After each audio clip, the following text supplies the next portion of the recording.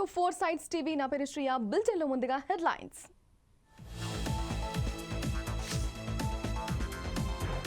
ఇవాళ సాయంత్రం మహబూబ్ నగర్ కు రేవంత్ సీఎం సభ నేపథ్యంలో భారీ ఏర్పాట్లు.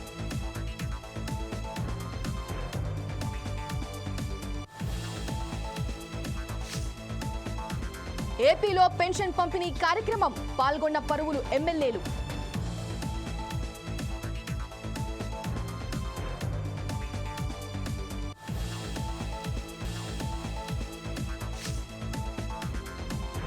హార్వెస్టర్ హత్య కేసును ఛేదించిన పోలీసులు నిందితుడు శివకృష్ణ గౌడ్గా గుర్తింపు.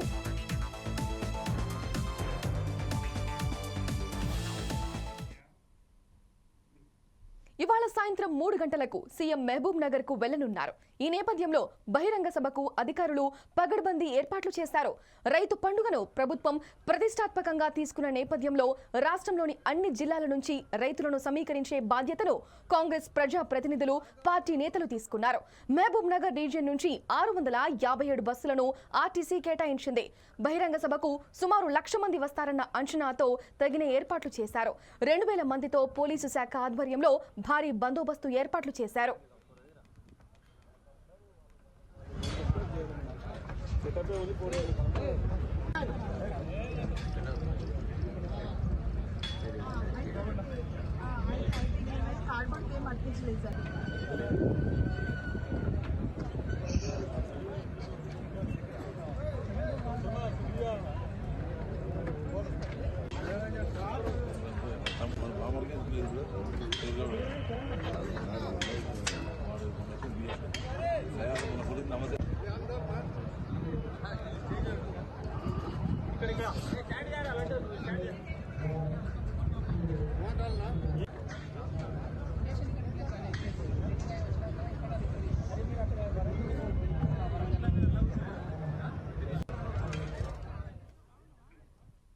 ఇవాళ సాయంత్రం 3 గంటలకు సీఎం మహబూబ్ నగర్ కు వెళ్లనున్నారు.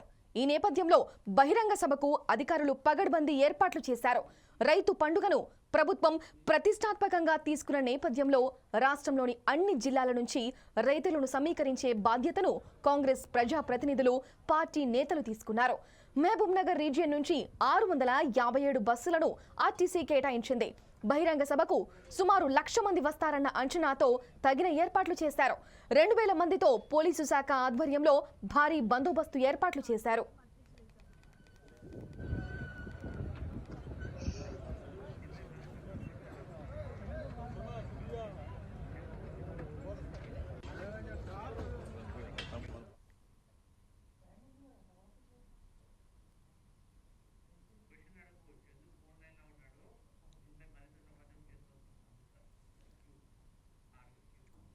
దీనిపై మరింత సమాచారం మా మహబూబ్ నగర్ ప్రతినిధి చందు అందిస్తారు. చందు, చెప్పండి.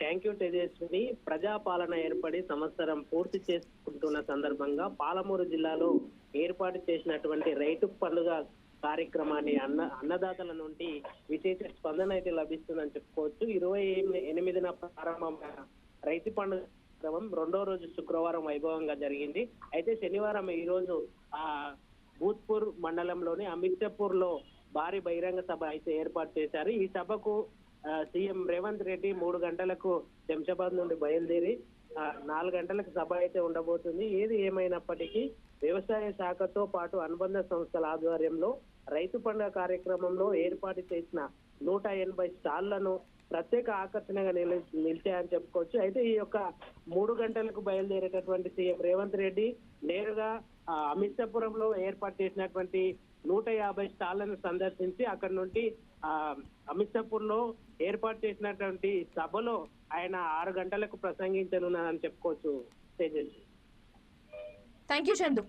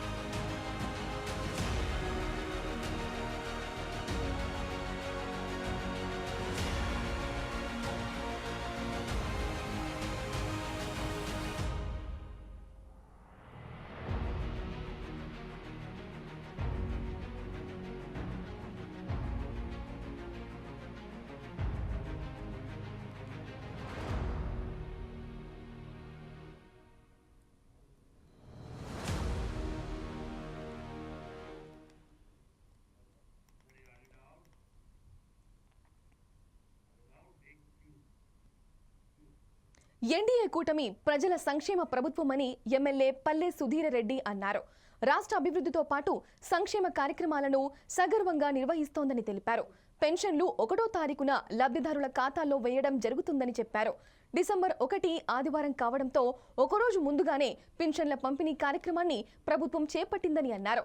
ఇందులో భాగంగా పుట్టపర్తి నియోజకవర్గంలోని కొత్త చెరువు మండల కేశవుపురం, మైలసముద్రం, నారెపల్లి పంచాయతీల్లో ఎమ్మెల్యే పెన్షన్ పంపిణీ చేశారు.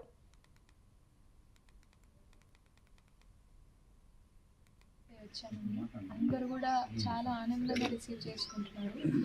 ఇది 6వ నెల. తూచా తప్పకుండా 3,000 రూపాయల పెన్షన్, 4,000 రూపాయలు ప్రతి ఒక్క ఇంటికి వచ్చి చేరుతుంది. ఇంకా బాలేని వాళ్ళకి 6,000, తర్వాత 10,000, 15,000 కూడా వాళ్ళ ప్రాబ్లం బట్టి వాళ్ళకి అందుతుంది. గత ప్రభుత్వం చేసినట్టు కాకుండా ఒకటేసారిగా పెంచి చూపించారు చంద్రబాబు నాయుడు గారు. ప్రతి ఒక్కరూ ఆనందం వ్యక్తం, చాలా హ్యాపీ. ఇవాళ పొద్దు నుంచి సాయంత్రం లోపలే దాదాపు 65 లక్షల కుటుంబాలకి 4,400 కోట్లు పంచడం జరుగుతుంది. ఎక్కడ కూడా రాష్ట్ర వ్యాప్తంగా, దేశవ్యాప్తంగా ఎక్కడ కూడా లేనంత విధంగా పెన్షన్ పంపిణీ జరుగుతుంది. అది మన ఆంధ్రప్రదేశ్లో మాత్రమే జరుగుతుంది. ప్రజలు దీపావళి పండుగ జరుపుతారు, ఉగాది పండుగ జరుపుతారు. కానీ ఆంధ్రప్రదేశ్లో మాత్రం ప్రతి నెల 1వ తేదీ పండుగ వస్తుంది.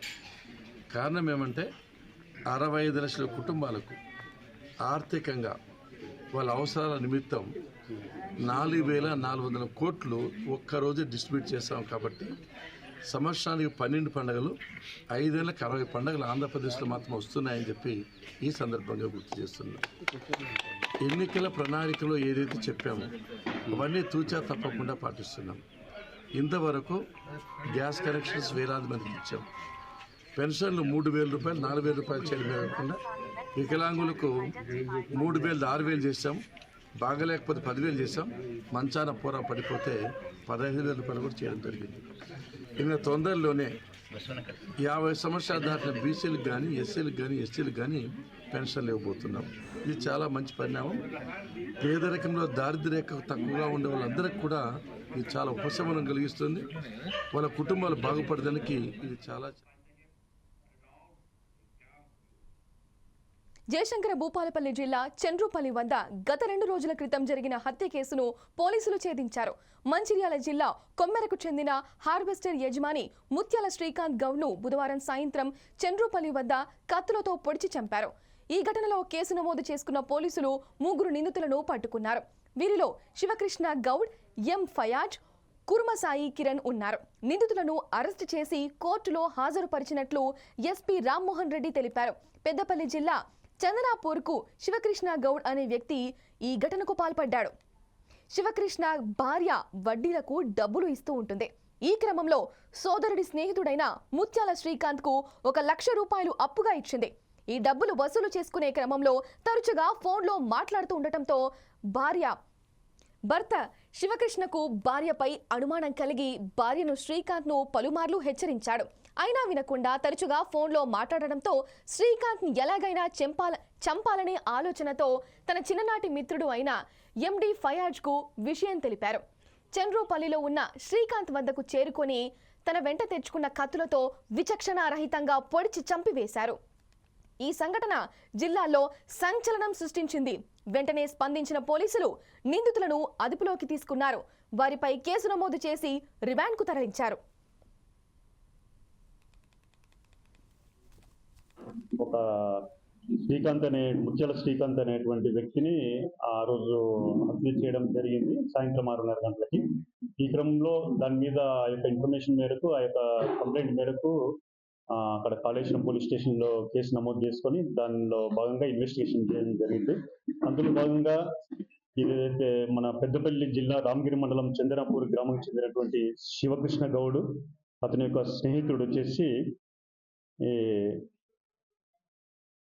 కుర్మ సాయి కిరణ్, తర్వాత ఎండి ఫయాజులు, ఈ 3 కలిసి ఇతన్ని హత్య చేసినట్లుగా తర్వాత మనకి ఇన్వెస్టిగేషన్లో తేలడం జరిగింది. దానిలో భాగంగా ఈరోజు వారిని చండ్రుపల్లి అటవీ ప్రాంతంలో పట్టుకొని ఇంట్రాగేషన్ చేసి వాళ్ళని అరెస్ట్ చేయడం జరిగింది. వాళ్ళు ఈ హత్య చేయడం యొక్క ప్రధానమైన కారణాలు తెలియజేస్తూ ఈ యొక్క ఏదైతే చనిపోయినటువంటి శ్రీకాంత్కి, తర్వాత ఇందులో A1గా ఉన్నటువంటి పొన్నం శివకృష్ణ గౌడ్ యొక్క భార్యతోని స్నేహం ఏర్పడింది. ఆ స్నేహంలో భాగంగా వాళ్ళు కంటిన్యూగా ఫోన్లో మాట్లాడుకోవడము, తర్వాత కొంచెం సన్నిహితంగా ఉన్నారనేటువంటి ఉద్దేశంతో, అనుమానంతో ఈ శివకృష్ణ గౌడ్ ఇతన్ని చంపాలనే ఉద్దేశంతో ఈ యొక్క ఫయాజ్ హెల్ప్ తీసుకొని, అదేవిధంగా కుర్మ సాయి కిరణ్ హెల్ప్ తీసుకొని, ఆ రోజు కుర్మ సాయి కిరణ్ ద్వారా ఇతని మూమెంట్స్ని, ఎవరైతే ఈ శ్రీకాంత్ యొక్క మూమెంట్స్ని అబ్జర్వ్ చేసి, ఆ రోజు ఈ శివకృష్ణ అండ్ ఫయాజ్ కలిసి మోటార్ సైకిల్ మీద ఇతను అక్కడ చంద్రుపల్లి గ్రామంలో ఉన్నాడు కాబట్టి అక్కడ వచ్చి హత్య చేయాలనే ఉద్దేశంతో అక్కడ రావడం జరిగింది. తర్వాత కాళేశ్వరం ఎస్ఐ, మహదేవ్పూర్ ఎస్ఐ, ఈ యొక్క పల్లిమిల్ ఎస్ఐ చాలా చాకచక్యంగా ఇక వీలైనంత తొందరలో ఎట్లయినా ఇన్వెస్టిగేషన్ చేయాలనే ఉద్దేశంతో బాగా చేసి వారి యొక్క స్టాఫ్తోని ఈ కేసుని ఛేదించారు. శ్రీ సత్యసాయి జిల్లా మడకశిరలో పెన్షన్ల పంపిణీ కార్యక్రమంలో ఎమ్మెల్యే రాజు పాల్గొన్నారు. డిసెంబర్ 1వ తేదీ ఆదివారం కావడంతో ఇవాళ ఎన్టీఆర్ భరోసా పెన్షన్లు పంపిణీ చేయాలని సీఎం చంద్రబాబు ఆదేశించారు. ఈ నేపథ్యంలో పెన్షన్ పంపిణీ కార్యక్రమాన్ని రాష్ట్ర వ్యాప్తంగా చేపడుతున్నారు. ఈ కార్యక్రమంలో ఎమ్మెల్యే రాజు, మాజీ ఎమ్మెల్సీ తిప్పేస్వామి పాల్గొని స్థానిక సమస్యలను అడిగి తెలుసుకుని లబ్ధిదారులకు పెన్షన్ పంపిణీ చేశారు.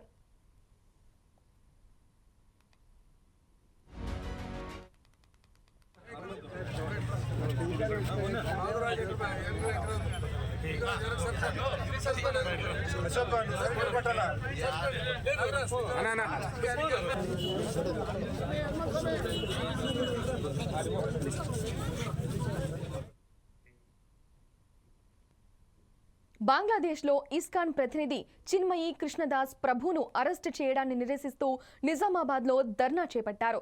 కృష్ణదాస్ను వెంటనే విడుదల చేయాలని డిమాండ్ చేశారు. ఇస్కాన్ మతతత్వ సంస్థ కాదని మానవత్వ సంస్థ అని వారు అన్నారు. లోక కళ్యాణం కోసం పనిచేసే సంస్థను నిషేధించాలని బంగ్లా ప్రభుత్వం అనుకోవడం సిగ్గుచేటని నినాదాలు చేశారు. దైవ భక్తులను అక్రమ కేసులతో అరెస్టు చేయడానికి వారు ఖండించారు. పట్టణంలో బంగ్లాదేశ్లో జరిగిన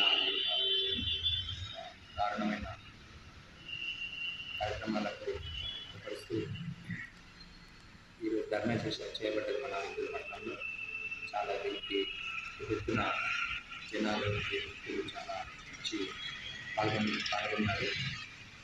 సో మన భారతదేశం ఒక సంస్కారం, సనాతన ధర్మం, సనాతన ధర్మం నుంచి అనాది కాలం నుంచి ప్రచారం చేస్తూ కొనసాగుతున్నాము. సో మళ్ళీ ఇస్కాన్ అనే సంస్థ అంతర్జాతీయ కృష్ణ చైతన్య సంఘం ప్రపంచవ్యాప్తంగా భగవద్గీత. కామారెడ్డి జిల్లా బిర్కూర్ మార్కెట్ కమిటీ చైర్మన్ గా దుర్గం శ్యామల ప్రమాణ స్వీకారం చేశారు.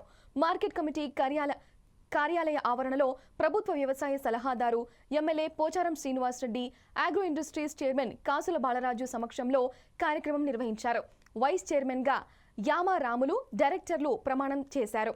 రైతులకు సేవ చేసి మంచి పేరు తెచ్చుకోవాలని పోచారం శ్రీనివాస్ రెడ్డి సూచించారు.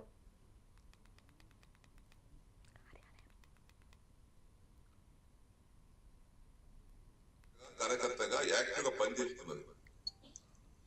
మూలకే లేపు ఖర్చు పెడతలేము మనం. భర్త పెత్తనం చలాయించేటువంటి వ్యక్తి కాదు. భార్యకు రిజర్వ్ అయిందంటే భర్త అవుతాడు. భార్య పెత్తనం ఉండదు, భర్త పెత్తనం ఉండదు. కానీ ఇక్కడ రాజకీయ సుదీర్ఘ అనుభవం ఉన్నటువంటి వ్యక్తి శ్యామల గారు, నిజమైన రాజకీయ కార్యకర్త. ఇలా శ్రీనివాస్ గారు పెత్తనం ఉండదు. ఇలా శ్రీనివాస్ మీదనే మా శ్యామల పెత్తనం ఉండదు. అంటే అలాంటి నిజమైనటువంటి కార్యకర్త, పార్టీలో పనిచేస్తున్నటువంటి ప్రాక్టికల్ కార్యకర్త. ఏదో నువ్వు రామ్మంటే అట్లే కాదు. సర్పంచ్ గా చేసింది దుర్గి గ్రామానికి, ఎంపీ ప్రెసిడెంట్ గా చేసింది బీర్పూర్ మండలానికి. నాకు తెలిసినప్పటి నుంచి రాజకీయ కార్యకర్తగా, రాజకీయ నాయకురాలుగా పనిచేసింది, చేస్తున్నది.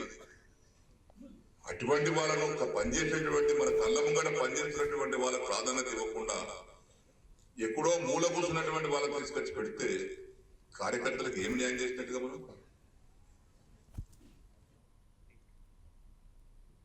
సూర్యాపేట జిల్లా రామాపురం క్రాస్ రోడ్ వద్ద రోడ్డు ప్రమాదం జరిగింది. టాటా ఏసీ అదుపు తప్పి బోల్తా పడటంతో లోడ్లోని టమాటాలు చెల్లాచెదురుగా పడ్డాయి. దీంతో డ్రైవర్కి స్వల్ప గాయాలయ్యాయి. జగ్గయ్యపేటకు వెళ్తుండగా ఈ సంఘటన చోటు చేసుకుంది.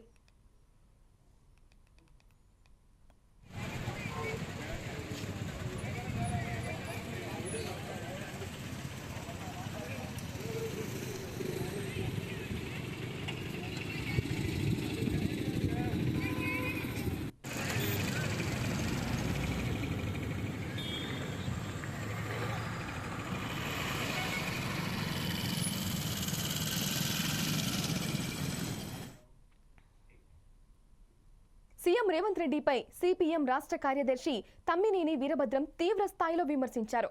కాంగ్రెస్ ప్రభుత్వం డైవర్ట్ పాలిటిక్స్ చేస్తుందని ఆయన అన్నారు. హైదరాబాద్ జిల్లా మహాసభలో ముఖ్య అతిథిగా హాజరైన ఆయన ఈ వ్యాఖ్యలు చేశారు.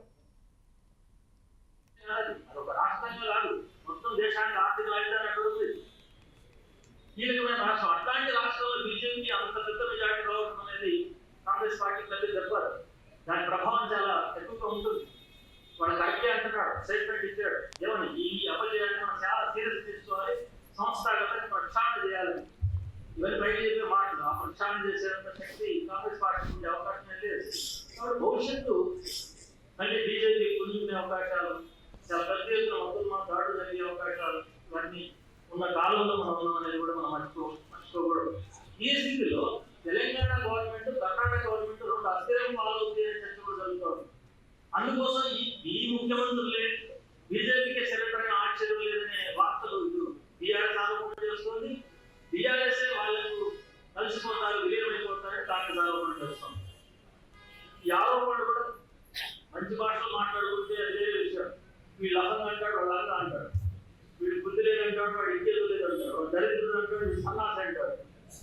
అది వెళ్ళలేక ప్రజలు బాగా ఉద్దేశం పడి ప్రజల్ని హైదరాబాద్ నుంచి, ఇంకోదా నుంచి, లేకపోతే చెప్పిన వాగ్దానాలు, మహిళలకు ఇచ్చిన వాగ్దానాలు, కూలీలకు ఇచ్చిన వాగ్దానాలు, రైతులకు ఇచ్చిన వాగ్దానాలు, రైతు భరోసా, ఇవన్నీ ఉద్యోగాలు, ధరలు, ఇవన్నీ మర్చిపోవాలి.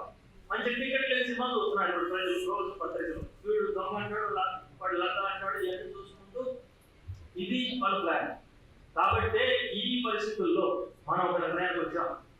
వీళ్ళ చుట్టూ ఆడాల్సింది మళ్ళీ ప్రజలు ఈ రాజకీయ తెలంగాణలో జరుగుతున్న రాజకీయ ఆట జెండా చుట్టూ తిరిగే రకంగా మన ఎజెండా రూపొందించాలి. భవిష్యత్తులో ఆ రకంగా చేయడం అవసరం. తెలుసుకొని కాంగ్రెస్ ప్రయత్నం చేస్తుంది. అప్పటి వరకు బీఆర్ఎస్ వ్యతిరేకంగా మనం పెద్ద పెద్ద ఫైట్ చేసాం. మల్లన్న సాగర్ ఉద్యమం మీ అందరూ తెలుసు. ఇవాళ లగచర్ల అంటున్నాం. లగచర్ల కంటే ముందే మల్లన్న సాగర్లో తుపాకులు పోరాటం చేసేవాళ్ళం.